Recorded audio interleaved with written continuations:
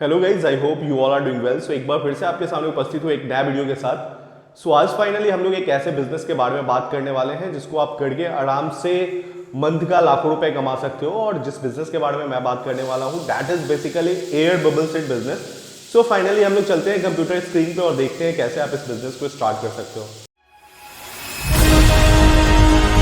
So finally अगर हम लोग लैंड एंड बिल्डिंग के बारे में बात करें तो जो आपको लैंड रिक्वायर्ड होगा that is 5000 to 10,000 square feet. और सेट वगैरह बनाने में जो आपको अमूमन खर्चे आएंगे ऑन एन एवरेज यहाँ पे हम लोग बात कर रहे हैं देन आपको 10 लाख के आसपास लगेगा। सो अगर हम लोग बात करें लाइसेंस एंड परमिट के बारे में तो जो सबसे पहला लाइसेंस लगेगा दैट इज एनओसी जो कि आपको पॉल्यूशन बोर्ड से लेना पड़ेगा। सेकेंड जो रजिस्ट्रेशन होगा दैट इज उद्योग रजिस्ट्रेशन और एमएसएमई रजिस्ट्रेशन, ताकि गवर्नमेंट के द्वारा कोई भी फैसिलिटी प्रोवाइड किया जा रहा है तो उसको आप सब्सिडी रेट पे अवेल कर पाओ। थर्ड जो आपको रजिस्ट्रेशन होगा that is GST registration. So finally हम लोग बात कर लेते हैं मशीन के बारे में। सो जो सबसे पहला मशीन लगेगा दैट इज एक्सट्रूजन मशीन जो कि 16 लाख के आसपास आ जाएगा। अगर इसके स्पेसिफिकेशन में अगर कोई चेंजेस होते हैं जैसे कि प्रोडक्शन अगर आपको कैपेसिटी बढ़ाना है या घटाना है देन आपको कम या ज्यादा भी हो सकता है। सो नेक्स्ट अगर मशीन के बारे में बात करें तो that is bubble forming roller जो कि 4 लाख के आसपास आ जाएगा। नेक्स्ट मशीन के अगर बारे में बात करें तो that is air compressor 1 lakh में आ जाएगा। अगर कूलिंग सिस्टम के बारे में बात करें तो 1.5 लाख के आसपास आ जाएगा। कटिंग मशीन के अगर बारे में बात करें तो वो आपको 1 लाख में आ जाएगा। और कुछ वैसे मशीन जो यहाँ पे छूट रहे होंगे उसका भी आप पकड़ के चलिए 2.5 लाख के आसपास वो भी आएंगे। तो अप्रोक्सीमेटली जो आपको मशीन में जो इन्वेस्टमेंट होगा that is 26 lakh. So finally अगर हम लोग बात कर ले इसमें लगने वाले रॉ मटेरियल के बारे में तो जो रॉ मटेरियल लगेगा दैट इज रेजिन हो गया। और सेकेंड अगर हम लोग लेबर के बारे में बात करें तो आपको हायरिंग करने होंगे स्किल्ड लेबर और ऑपरेटर को। थर्ड अगर हम लोग बात करें यूटिलिटी के बारे में तो electricity water and maintenance expenses भी आपको कंक्लूड करके चलना पड़ेगा। सो फाइनली अगर हम लोग बात कर ले प्रोडक्शन कॉस्ट के बारे में तो जो आपको रॉ मटेरियल लगने वाले हैं दैट इज पॉलीथीन रेजिन। और पॉलीथीन रेजिन का जो प्राइस मार्केट में है that is 100 rupees per KG. और इसके प्राइस ज्यादा या कम भी हो सकते हैं that is totally depend on like quality of the raw material. So second हम लोग बात करें अगर ऑपरेटिंग कॉस्ट के बारे में तो जो लेबर कॉस्ट आपका आने वाला है दैट इज 20,000 टू 50,000। ये भी डिपेंड करने वाले हैं कि आप नंबर्स ऑफ जो एम्प्लॉइज है वो कितना हायर कर रहे हो।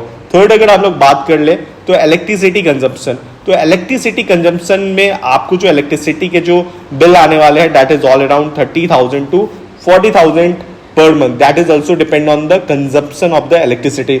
सो अगर हम लोग फोर्थ बात करें मेंटेनेंस एंड मिसलेनियस कॉस्ट के बारे में तो वो भी आपको मंथ का 10 से 15,000 आ जाएगा आसानी से। सो फाइनली अगर हम लोग प्रोडक्शन कैपेसिटी के बारे में बात करें अगर दिन का हम लोग 500 kg का भी प्रोडक्शन करते हैं तो मंथली प्रोडक्शन जो होगा दैट इज 500 इंटू 25 ही हम लोग मंथ का कंसीडर कर रहे हैं। बाकी हम लोग छुट्टी वगैरह यहाँ पे ले रहे हैं। सो 500 इंटू 25 करोगे तो आपका जो मंथली प्रोडक्शन होगा दैट इज 12,500 kg। अगर हम लोग सेकेंड बात करें सेलिंग प्राइस के बारे में तो दैट इज 150 पर kg आप आराम से बेच सकते हो। That is also depend on the like quality of product, जिस क्वालिटी का आप प्रोडक्ट को मैन्युफैक्चर कर रहे हो तो ये भी डिपेंड करता है बेसिकली क्वालिटी के ऊपर कि आपका प्राइस क्या होगा। सो अगर हम लोग सेलिंग के बारे में बात करें तो 12,500 इंटू 150 करोगे तो आपका जो ऑल अराउंड जो मंथली रेवेन्यू आएगा, रेवेन्यू इन द सेंस आप कह सकते हो कि जो आप सेल करोगे और सेल करने के बाद जो रेवेन्यू आएगा दैट इज 18,75,000 आएगा। सो फाइनली अगर हम लोग बात कर ले मंथली प्रोडक्शन कॉस्ट के बारे में सो रॉ मटेरियल कॉस्ट जो होगा दैट इज 12,500 इंटू 110 रुपीज यानी कि 13,75,000 होगा।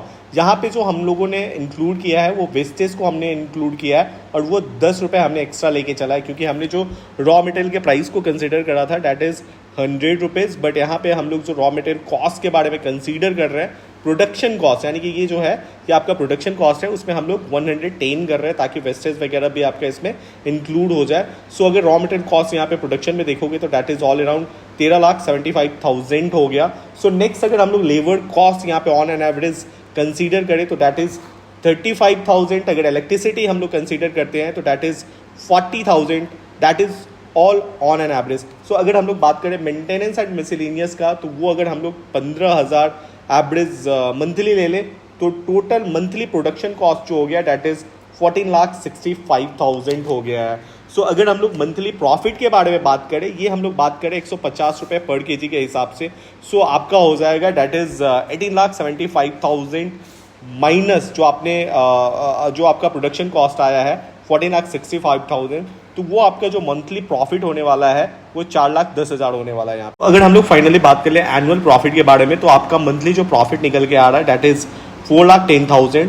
सो 4,10,000 को अगर आप 12 से मल्टीप्लाई करते हो तो दैट इज 49,20,000। सो एनुअल जो आपका प्रॉफिट होने वाला है 49,20,000।